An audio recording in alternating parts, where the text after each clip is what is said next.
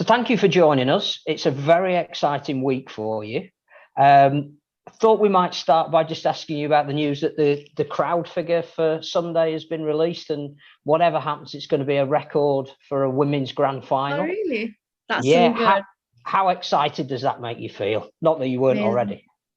Headingley already was a massive stadium for me, and for the rest of the girls, obviously being our home ground. But it's unreal to hear that it's going to be record-breaking crowd, because it's been hard over the past few weeks, only being allowed a few people being able to watch per player. So it'll be unreal to be able to have that many people watching there and on Sky as well. It'll be unreal. And the bulk of them will be cheering you on. But clearly you say Headingley's your home ground, but actually I suspect this might be the first time you've ever played on it, because your home ground actually is Wheatwood down the road. Yeah, exactly. So for Leeds, obviously Headingley's the big stadium for us. But I've never played on there. Only a handful of the other girls from 2019 managed to play on Headingley before. So it'll be really exciting to be able to play there. And it's dead exciting. And we'll talk about your DNA in a minute, but I would imagine you've been to Headingley quite a few times because of the familial connection and the fact that you used to live down the road from it. Yeah, I was born in Leeds. My mum and dad used to physio for Leeds as well. So I've been to quite a few games and stuff like that, and they know this place quite well too. Because I'm a big Leeds fan, but I moved to Newcastle when I was like 1 or 2.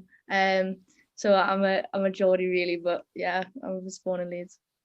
The Geordie accent gives you away, and that was your route into the Rhinos team as well, because you were playing for Whitley Bay, I believe. And was it Leeds took a couple of you down on trial originally, and that's how you've got to end up cementing your place in the squad? Yeah, exactly. So I started playing Rugby League at Whitley Bay. They've got a girls section there that's really good. But I kind of saw that there was an academy for Leeds Rhinos, and obviously being a big fan, I wanted to be a part of it. So I got in contact with Lewis and managed to go down to like a trial day. And as soon as I kind of got the word out that there was an option there to be able to travel to Leeds and play for the Under-19s Academy, I spoke to Sam Hume and then Zoe Hornby as well, who now were part of the squad for the women. So it's mad how 3 little Geordies from Whitley Bay Barbarians can now be playing in a grand final, but there you go. You mentioned obviously the family connection, and clearly your dad is incredibly fondly remembered at Headingley for the work that he did. He's also played in a Challenge Cup final for Halifax. He's got an illustrious history in the game. Has he been on the phone this week saying, this is what you need to do, this is how you need to approach it, this is what I expect from you?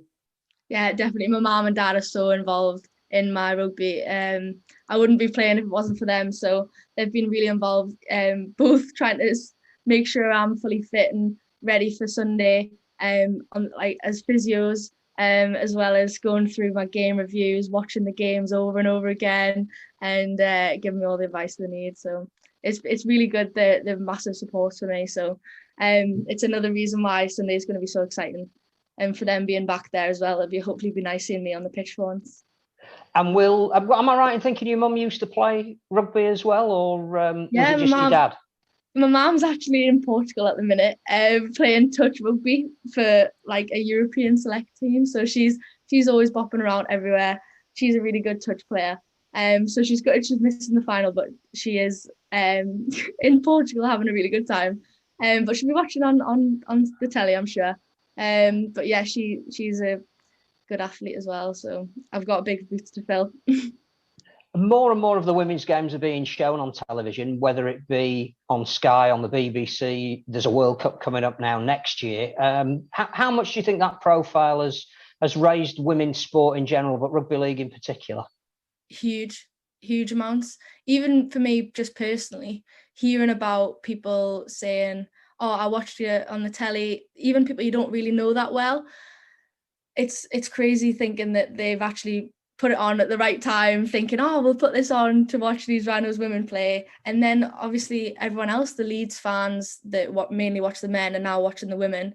And hopefully that'll just carry on growing and the word of mouth will get out that obviously we can play rugby, and it's an entertaining game. So with Sunday being on Sky, and like you say, with the numbers being record breaking, hopefully that's just another step forward, and hopefully way more, like a lot more to come as well. And the Irish women are playing in a couple of weeks as well. I know your dad played for Ireland. Are you hoping to emulate him, or perhaps maybe make that England women's squad for next year? Yeah, that's been quite a hard one. I didn't know who to kind of try and aim for, because it's obviously a goal of mine to be able to play international rugby. Like, that would be an amazing thing to do. But I think just trying to work hard and see what happens in the next few years, because this is kind of my first proper season with Leeds. So hopefully maybe in a year or two being able to step into a training squad would be an unreal experience. But God knows what team it'll be, but we'll see. So if we look at Sunday specifically, you're going into the game, I would say, as significant underdogs. I think that would be fair. Saints going for the treble and have been the dominant team all year. They beat you in the semi-final of the Challenge Cup. Does that sit okay with you that you're underdogs? Are you using that as motivation for you? Yeah, massively. We know that we can beat them. We know it, and we've played them once before, and only once this whole season because of COVID and other complications. But we played them once. We're going to play them this time on Sunday, and it's our last shot, and we know we can beat them. And I think that's kind of been the main focus on the training over the past few weeks, is that belief. If we have that belief, then we can shock them. They've not been challenged before, and if we can be that team that challenges them, that'll be why we'll win. They've started games in significant fashion, a bit like the men's team. They come out really high intensity right from the off. Again, is that something that you're hoping to counter, that you're working on in training with Lois? Yeah, definitely.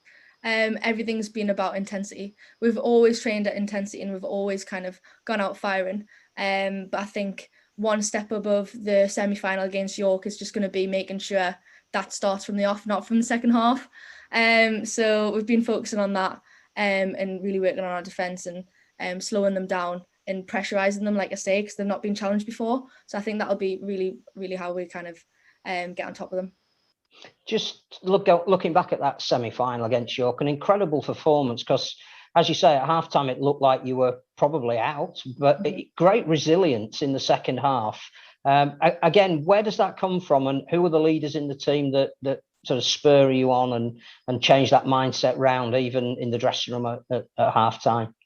Well, at halftime, Lois really, really give us an inspirational speech and really told us how much they believed in us. And I think we needed to hear that, because there was a few doubts in ourselves in that first half about ourselves, like doubting that we could win that game. But knowing that the people around you have never doubted you really makes you believe in yourself. So that's kind of why we came out firing in the second half. And as well, obviously, Courtney, our captain, she is an amazing athlete, and she really is how she kind of performs on the pitch. She's so inspirational. You want to work hard for her, and you know for a fact that she will really work hard for you and pull some magic out, like what she did in the semi-final. So we're hoping for more of that. But like I say, from the off, from the first second, from the first whistle, we're going to really go out firing and not leave it up to the second half. So. And you've had quite a few injuries this year, some very significant and long term. Anybody we can expect to come back for the final, without obviously giving St Helens an insight too early? I'm trying to think, actually. So we do have Lucy Murray up for selection again, which is an amazing asset to the team. She's class. We've also got Amy Johnson, who's back up for selection. So like I say, we've got a lot of people back on the feet, even just people that I've not mentioned as well. So selection tonight is going to be an interesting one. People are really fighting for the position on Tuesday, and it really showed because how intense it was. And it was great seeing everyone work so hard and know that it's just for the best of the team anyways. So we're very it's going to have to be a 17-woman performance as well if you're going to win. So the bench becomes absolutely massive. Again, is that something that you've talked about, that when you make substitutions, the intensity's got to either remain the same or go up? Yeah, definitely. For example, Zoe Hornby on the bench, in the semi-final. It's such a good tactic to have because she's got that power, she's got that speed as a prop, and especially certain points in the game when they're getting tired, that's when we use our little weapon, that's Zoe, to get through. And that's a really good thing about our team. We've never just got a starting 13. We've got, like you say, the full 17. We've got a strong bench, and we've always got those tactical changes to make. And I think that's why we never seem to drop. We only seem to get better. So yeah. And you've got versatility in your game, can play in a number of positions. Do you have a preferred one? Clearly, the hooking role is so important in the modern game. Kira Bennett was brilliant, I thought, in the semi-finals as well. Are you bothered where you play when you come on? Do you just know the role you've got to do?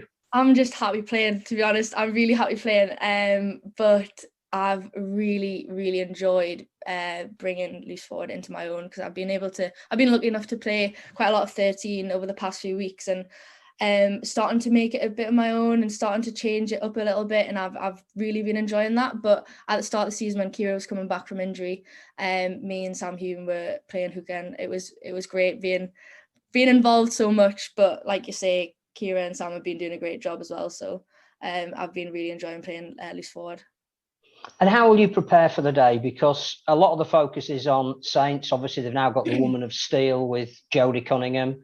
I think a lot of their names are quite well known because obviously they won the Challenge Cup final. They're going for a treble. You're a little bit out of the spotlight as a team, but nobody dare write you off because that's in the Leeds DNA when it comes to a grand final. How will you approach getting up on Sunday morning, having breakfast, and then thinking about this massive occasion you've got in front of you? Well, personally, we as a team, we don't worry about who names what, because we want to play our game, and we play best when we don't worry about them. We want to play our game, and no matter who it is against, we're still doing the same thing. We're still trying to tackle, we're still trying to slow them down, and we're still trying to score those tries. So it is the same thing. But for Sunday morning, it's going to be quite a relaxed morning. Try to be a relaxed morning. I like to do my hair and my makeup so I feel good. I'm all about the look good, feel good, play good. So I'll be doing my nails, do my makeup and all that kind of thing, especially being on the telly. So it kind of distracts me, I think. I think that's the tactic for me. And have some breakfast. I'll be with Zoe and Sam, the two other girls from Newcastle. And when we meet, we're quite relaxed. We have a nice joke and a laugh about, and everyone kind of has their own way of dealing with nerves, especially with it being a grand final. It's going to be quite intense. So, but we've now learned how to look after each other. We know who might need a little bit of a hand holding, or who might need a bit of space, or who needs to put the speaker on. And I think that's what's really special about Leeds, is that we really are a family. We really look after each other, especially, as I keep mentioning, the Geordie girls. We've kind of come out of their circle and came in this year, but I've never felt like within more of a team ever in my whole 15 years of playing rugby. I've never felt more with a family, and I think that really shows on game days as well. When we come together, we changed the scoreline at half time because of it. So it's really, really special. So we'll be looking after each other and getting ready for Sunday. You mentioned Courtney and the fact that she's a potential game breaker. Clearly, we saw Fran up for Woman of Steel as well. Who else should people who haven't maybe tuned into a women's game before and are looking at the Leeds team and going, who should I be looking out for that's going to change the game or make a difference or be a real personality? Oh, I think it's hard because especially us as a team, Leeds, we've got a lot of different people that bring a lot of different things, even in the same position. So Sophie Nuttall in the semis was class. She brought some stuff out of, and she's finished some great tries off of Fran as well. So obviously she's a class player. But I'm trying to think. Chloe Kerrigan. Sometimes she gets a little bit underrated, but she is always in every tackle. She runs the ball like nothing else. She's always there. She's always working hard. And I think she's a special player in our squad. They might not score all the tries, and do all the the hard yards like Fran, but she's a class player, and I think she's the kind of player that makes a difference. And same with Amy Staveley. She's a constant workhorse and constantly working as well. I get the impression, and this is probably the last question, that people can knock you if they like, and perhaps talk a lot about your opposition, but there seems to be an inbred, innate confidence in you going into this final. Would that be fair? Yeah, I think so.